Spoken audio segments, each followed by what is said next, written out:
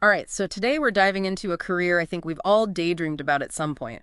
Marine biology. I mean, who hasn't pictured themselves on a boat, researching dolphins, maybe even discovering a new species? Oh, absolutely. The dream is definitely out there. Yeah. But like any dream job, there's always more to it than meets the eye, right? Get the reality check. Exactly. Yeah. So that's where RoleCatcher comes in. They've got this awesome guide to becoming a marine biologist. And today we're going to break it down, figure out what it really takes to make this career, actually swim. I like that. Make it swim. Okay, so first things first, for someone who maybe only has that dolphins are cool level of knowledge, how does RoleCatcher even define what a marine biologist is? Yeah, they do a good job of painting a pretty clear picture. It's not just, splashing around with sea creatures all day. You're a scientist, first and foremost. Study marine organisms, their ecosystems, how they've evolved. We're talking physiology, behavior, the whole underwater shebang. So definitely rooted in some serious science then. But within that, it seems like the actual work is pretty varied. From what I was reading, we're talking research, field work, analyzing stuff in a lab. Exactly, and that's something RoleCatcher really emphasizes, that sheer range of tasks. One day you might be on a research vessel collecting samples, the next you're in the lab analyzing that data, and then, who knows, maybe even writing up your findings for a scientific publication. Which I guess makes sense, but it's not always what we picture, right? It's not all like underwater adventures all the time. Right. Now, I did notice RoleCatcher mentions this field is growing, which sounds promising, but then they hit us with a bit of a reality check. Yeah, there's always a but, isn't there? Right. A growing field means more opportunities, which is exciting, but the competition, it's fierce. They actually cite a statistic. On average, for every entry-level marine biologist position, there are over 200 applicants. Wait, 200 to 1. That's what they're saying. Okay, that is a serious reality check. You've got to be really passionate to even, like, go for it with those odds. So for those who are still in the game, what does RoleCatcher say it takes to even get your foot in the door? Well, first and foremost, you got to be willing to put in the academic work. They're very clear. A bachelor's degree, non-negotiable. You might be surprised to hear this. Hit me with it. Two-thirds of working marine biologists, they hold a master's degree or higher. Wow, seriously, 66% are going beyond that initial bachelor's. That's right. That's a lot higher than I would expected. What do you think's driving that trend? I think it really speaks to the level of specialization within the field. Oh. Whether you're researching coral reefs or deep sea ecosystems or marine mammals, that extra education, it can give you a real edge. So a solid educational foundation is key. But RoleCatcher doesn't stop there. They also get into the essential skills you need, and some of these might surprise people. Oh, for sure. I think this is where we start to uncover those real nuances of this career path. Because it's more than just textbook knowledge, right? It's about how you think, how you communicate, your ability to adapt and persevere, especially in those challenging environments.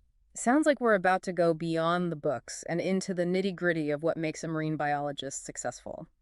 But before we do, let's take a quick pause to hear a word from our sponsors. We'll be right back to unpack those crucial skills, so don't go anywhere. And we're back, still swimming along on our deep dive into the world of marine biology. Before the break, we were starting to unpack some of those essential skills. RoleCatcher highlights, the stuff that doesn't always make it onto those dolphins and coral reefs posters. Right, exactly. It's easy to get fixated on the science itself, but to really thrive as a marine biologist, you need a pretty broad skill set. One thing RoleCatcher really emphasizes is critical thinking. Which, now that I think about it, makes total sense. You're out there in the field, observing, analyzing, trying to solve these complex puzzles about how these ecosystems actually work. Exactly. You're constantly gathering data, interpreting results, forming hypotheses, and it's not just about your own thinking either. You need to be able to analyze the work of other scientists, identify potential biases, evaluate different scientific arguments. It's a lot. It's like being a scientific detective in a way. Kind of, yeah. And I'm guessing those analytical skills go hand in hand with another skill RoleCatcher talks about, communication. 100%. You can be the absolute most brilliant researcher in the world, but if you can't communicate your findings effectively, well, it's like that old saying, right? If a tree falls in the... And nobody hears it, did it really make a sound? Exactly. I never thought about it like that, but it makes total sense. We're talking writing research papers, presenting at conferences, even just explaining your work to the public sometimes. All of it. And each audience requires a slightly different approach, Yeah. a different communication style. You might need to break down these really complex scientific concepts for policymakers, Mm. the people who are actually making decisions about the ocean. Mm. Or maybe you need to get funding agencies excited enough about your research to give you a grant. So you're not just a scientist, you're a storyteller, an advocate for your work and the ocean itself. It's all connected.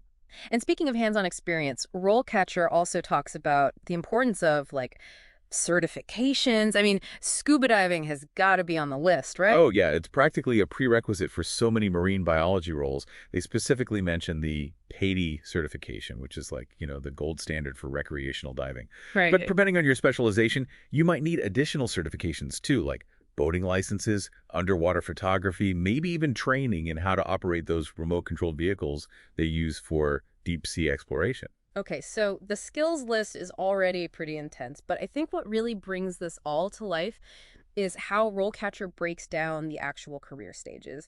They give you a peek into how these skills actually play out as you like move up the ladder, right? Yeah, they do a great job of outlining that typical progression from entry-level roles all the way up to, leading your own research teams.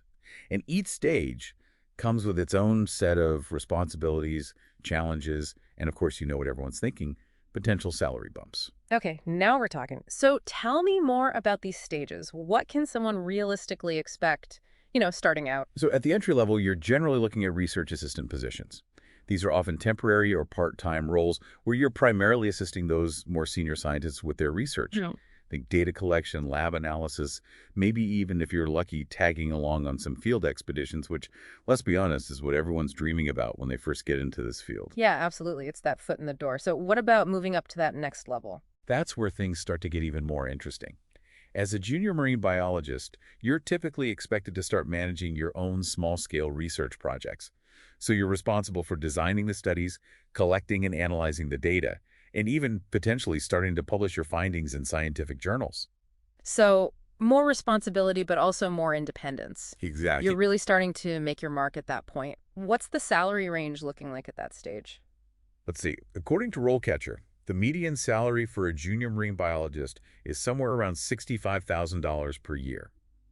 But it's important to remember that this can vary based on a whole bunch of factors like location, your experience level, the type of organization you're working for. Yeah, of course. Like, for example, someone working at a prestigious research institute in, say, San Francisco or something, they're likely going to earn significantly more than someone working for a small nonprofit out in a rural area.